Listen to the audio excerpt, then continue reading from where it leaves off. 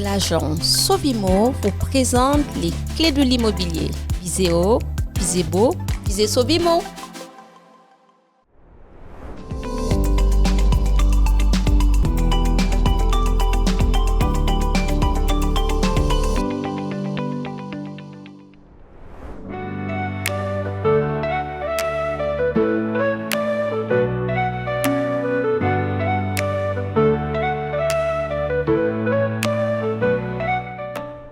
Bonjour à tous, voici Ala dans notre émission Les clés de l'immobilier, la saison 2. J'ai le plaisir de recevoir Elodie. Bonjour Elodie. Bonjour Vassia. Elodie, est-ce que vous pouvez nous parler de vous présenter? Oui, bien sûr. Donc Elodie Gasquet, je suis architecte HMONP. Donc ce sont les nouveaux architectes depuis 2007. Ce sont les anciens DPLG. Donc HMONP, habilitation à la maîtrise d'œuvre en son nom propre. Super. Elodie, avec vous, aujourd'hui, on va aborder la thématique des démarches administratives. Oui. Donc, pourquoi est-ce qu'il est important que les agents immobiliers et les architectes travaillent en amont par rapport à un projet client? Alors pour moi, il est essentiel que ces deux professions travaillent ensemble en amont d'un projet. Oui. Pourquoi? Parce qu'ils vont vraiment accompagner le client de A à Z et vont le conseiller vraiment sur les projets à lui amener. Ils vont valoriser le bien immobilier. Oui. Ils vont leur apporter des réponses techniques, administratives. Ils vont le guider aussi dans tout ce qui va être démarche administrative conformité, dont on pourra parler par la suite aussi. Oui. Ils vont se démarquer des autres prestataires et faire un climat de confiance avec le client. Voilà. Donc, l'accompagnement entre l'agent immobilier et l'archi est vraiment important pour le client dans le cadre de son projet. Oui, parce que l'architecte va amener des réponses à l'agent immobilier. Par exemple, le client va avoir des envies sur un projet, par exemple une extension. L'agent immobilier va lui dire oui, effectivement, au niveau du PLU, mais il y a vraiment plus que ça à prendre en compte. Tout ce qui est PLU, plan local d'urbanisme, il faut prendre en compte les bornes à incendie, les bassins de rétention, etc. Et j'ai 9 cas sur 10 en fait, où les clients ne savent pas que les anciens propriétaires ont fait des aménagements qu'ils n'ont pas régularisés, etc. Et après, ça peut bloquer sur un potentiel projet d'extension. Donc, j'amène les réponses aux agents immobiliers pour les guider aux réponses de leurs clients. Ça, c'est super. En parlant de ça, pourquoi est-il nécessaire aujourd'hui de régulariser auprès de la mairie les travaux? Alors, c'est vraiment nécessaire aujourd'hui. Pourquoi? Parce qu'il y a de plus en plus de contrôles déjà vis-à-vis des mairies, de l'État, etc. Tout travaux doit être régularisé, c'est-à-dire la surface de plancher que l'ancien propriétaire a amené en plus, qui n'a pas été rajouté, qui du coup à la vente ne va pas être dans l'acte notarié. Tout à fait, donc c'est un bien. Vraiment, c'est un plus pour le propriétaire de régulariser tout ça. Et en plus, grâce à la régularisation, il va avoir la conformité, c'est très important. Et grâce à cela, il va pouvoir aussi faire des projets supplémentaires. Pourquoi? J'ai le cas, par exemple, parfois, un client ne peut pas faire une extension parce qu'il a droit à 30% de l'existant. Voilà. Or, la mairie a un certain nombre de mètres carrés. Et malheureusement, depuis X années, la maison a grandi. Donc, on ne peut plus faire ces 30%-là. Donc voilà, il y a plein de choses à prendre en compte, surtout au niveau des surfaces. Emprise au sol, surface de plancher, espace perméable. Voilà, nous sommes là, architectes, pour vraiment guider et l'agent immobilier et le client à travailler ensemble et à éclaircir au mieux tous ces points et à faire une transparence dans les dossiers. Ça, c'est très bien. Je comprends avec vous que même des travaux qui ont été réalisés avant une acquisition, il est toujours important pour le nouveau acquéreur de tout remettre sur pied, de se tourner vers la mairie en passant par une archi pour se faire accompagner de telle sorte à régulariser tous les travaux qui avaient été faits sans permis finalement. Voilà. Pourquoi? Parce que à l'achat d'un bien, si le potentiel acquéreur se rend compte qu'il y a non-régularisation de X projet, il va essayer de négocier. Donc si cela a été pris en amont avant, c'est impossible de négocier le prix. Donc en fait, cette valorisation du patrimoine va permettre de mieux vendre le bien. Voilà, et donc ça accélère aussi le processus de vente, ça établit un climat de confiance et je pense que si on travaille vraiment plus main dans la main, on amènera une régularisation parfaite au fil des années. Eh bien, j'en suis persuadée. Élodie, s'il vous plaît, dans quel cas on doit déposer un permis de construire ou une déclaration préalable? Est-ce que vous pouvez nous apporter votre expertise sur ces 2 points? Bien sûr. Alors, le permis de construire, ça va être pour des projets de plus grande ampleur, les déclarations préalables pour de plus petits projets. Je vais m'expliquer. Pour une déclaration préalable, on peut faire une augmentation entre 5 à 20 mètres carrés, voire 40 mètres carrés selon dans quelle zone urbaine on se trouve. Ça va être pour tout projet. La déclaration préalable, ça va être aussi une piscine. Ça va être un mur de soutènement. Ça va être une ouverture créée, déplacée. Ça va être une pergola, un cabanon en bois, une véranda, une serre. En fait, tout. Tout ce qui est extérieur à la maison doit être déclaré. Ce qui ne va pas être déclaré, c'est en dessous de 5 mètres carrés. Autant vous dire qu'il n'y a pas grand-chose. Il n'y a pas grand-chose. Donc, finalement, tous les clients sont surpris de se dire, mais pour une fenêtre, je dois déclarer. Ben oui, en fait, pour tout, à partir du moment où c'est extérieur à la maison, vous êtes dans l'obligation. Plus la surface de plancher qui est à l'intérieur. Par exemple, vous avez un garage, vous le transformez en habitation. C'est de la surface de plancher, elle doit être régularisée. Voilà. Et après, au niveau des impôts, etc. Qu'est-ce qu'il y a d'autre? Le permis de construire, il y a obligation de faire un permis de construire signé par un architecte quand on a une maison qui fait 150 mètres carrés. Donc ça peut être 110 plus 60 mètres carrés, on dépasse les 150, là on passe par un architecte. Au-delà, on n'est pas obligé. Mais je conseille fortement de se faire accompagner pour toutes les démarches administratives qui en découlent et qui sont de plus en plus compliquées.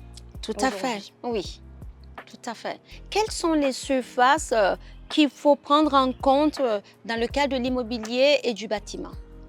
Alors, on a différentes surfaces et termes différents, que ce soit en architecture, dans l'immobilier, etc. Donc, on a différentes surfaces. Vous, les agents immobiliers, ça va être surtout les surfaces loi Carrez. Je ne vais pas revenir dessus. Non. Nous, les architectes, on va être surtout réglementés par rapport à l'emprise au sol. Donc, dans les PLU, plan local d'urbanisme, on a un coefficient à respecter par rapport au terrain.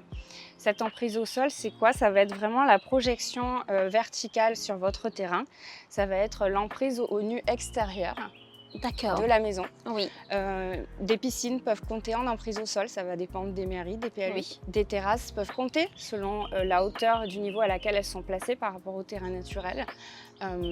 Les pergolas couvertes, tout ce qui va être de toiture couverte va compter en emprise au sol. Ce qui ne va pas compter normalement, c'est des structures légères, type pergola bioclimatique ou brise-vue ajourée, etc. Donc cette emprise au sol, c'est vraiment essentiel à respecter maintenant. Ensuite, on a une autre surface dont on ne parle pas encore assez, c'est la perméabilité et l'imperméabilité. Tout à fait. Voilà. Alors maintenant, on est obligé, dès qu'on construit un certain nombre de mètres carrés, là encore ça va dépendre des mairies et des zones dans lesquelles on se trouve. Si on va construire 30, 40, 100 mètres carrés, ça dépend, d'imperméabilité sur le terrain, on doit créer des bassins de rétention ou des jardins de pluie afin d'éviter les inondations sur les terrains. On l'a vu ces dernières années, de plus en plus d'inondations sur les terrains et les eaux pluviales ne sont pas assez bien gérées. Tout à fait. Donc voilà, c'est vraiment nécessaire et malheureusement, cette imperméabilité compte aussi tous les dallages, tous les pavés. Donc on se retrouve parfois avec des clients qui ont déjà une imperméabilité complète. Maximale. Donc on va être obligé d'enlever, on va dire, des voiries pavées, etc. pour retrouver une imperméabilité pour faire un projet. Sinon on ne peut pas faire d'extension. Tout à fait. Voilà. Donc je vous ai parlé la loi Carrez, l'emprise au sol, la perméabilité. On a la surface de plancher. La surface de plancher, elle est importante aussi dans les PLU. Parfois elle est réglementée, parfois non.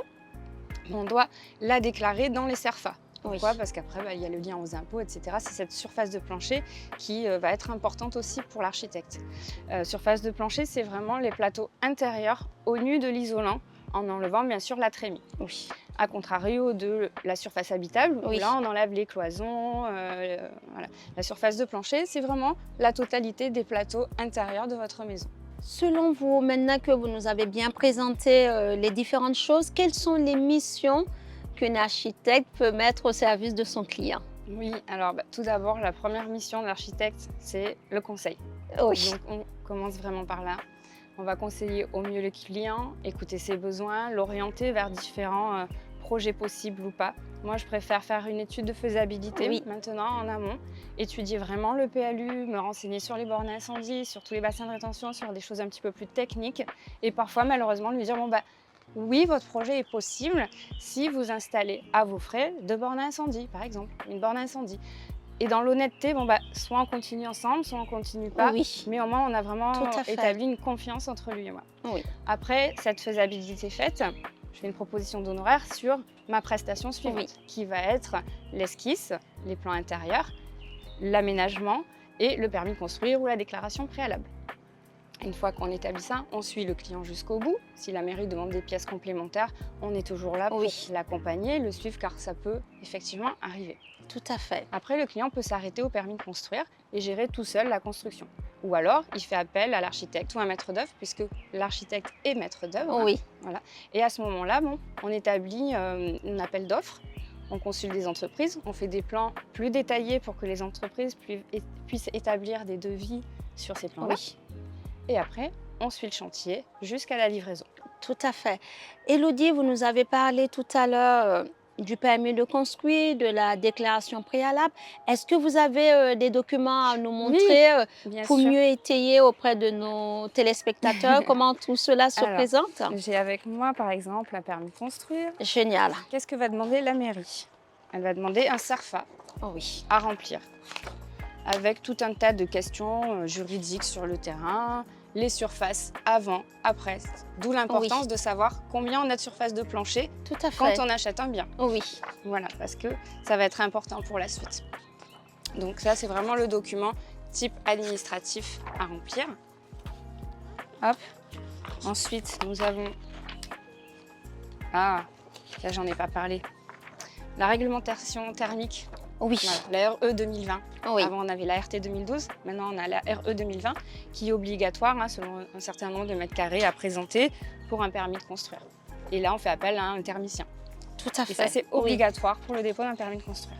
Voilà. Vous voyez, c'est vraiment intéressant de présenter les documents importants et obligatoires parce que ça permet d'avoir un réel visuel. Alors, voilà comment se présente un permis de construire sur les pièces graphiques. Vous avez le plan de situation. Où s'implante le projet dans la ville. Très bien. Avec le cadastre et la zone aussi dans laquelle elle est concernée. Ensuite, vous avez un plan de masse de relevé altimétrique fait par un géomètre. Les mairies maintenant demandent vraiment à ce que le client présente un relevé de ce type-là pour avoir tout le terrain en niveau.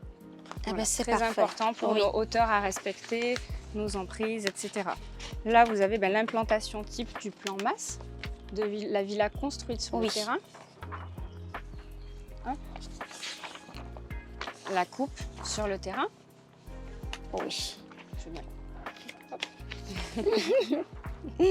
Notice descriptive pour respecter les enduits, les hauteurs, la description du projet général. Le plan des toitures avec les réseaux d'eau. Voilà. Les façades de la maison. Enfin, les insertions dans le site. Donc, c'est les 3D. Où on va représenter la maison sur le terrain. C'est parfait. Voilà, vous savez tout sur le permis de construire d'une maison type. Eh bien, c'est génial. Je vous remercie, Élodie, de nous avoir présenté tous ces documents qui montrent les différents documents dont on a besoin dans le cadre du permis de construire. Qu'est-ce qu'il faut remplir, qu'est-ce qu'il faut mentionner à l'intérieur. En parlant de ça, quels sont les conseils que vous pouvez donner à quelqu'un qui a un projet de construction ou d'extension? Quels sont les premiers points que cette personne doit prendre en compte avant de commencer ce projet? Tout d'abord, de faire appel à un architecte qui va vraiment établir cette étude de faisabilité et ensuite l'orienter sur le potentiel projet qu'il peut avoir. Si ça va être en surélévation, si ça va être en extension, combien il a le droit de faire en emprise au sol. Donc vraiment, avant même de faire les démarches d'entreprise, passez par un architecte, demandez vos droits, il vous guidera sur ce que vous avez le droit de faire et peut-être même vous conseillera de régulariser certaines choses. Tout à fait. Elodie, je vous remercie pour vos conseils, pour votre partage. On en sait un peu plus sur les démarches administratives à mettre en place, aussi bien pour tous les travaux finalement, hein, la régularisation qu'on ait fait ou pas les travaux, c'est vraiment important, surtout qu'on a pas mal de contrôles en ce moment. Encore merci. Merci beaucoup. Je vous souhaite une excellente journée. Je vous dis à très bientôt dans un prochain épisode. Et d'ici là, prenez très bien soin de vous. Merci.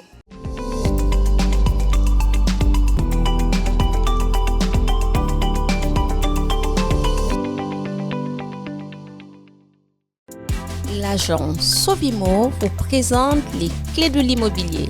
Visez haut, visez beau, visez Sovimo.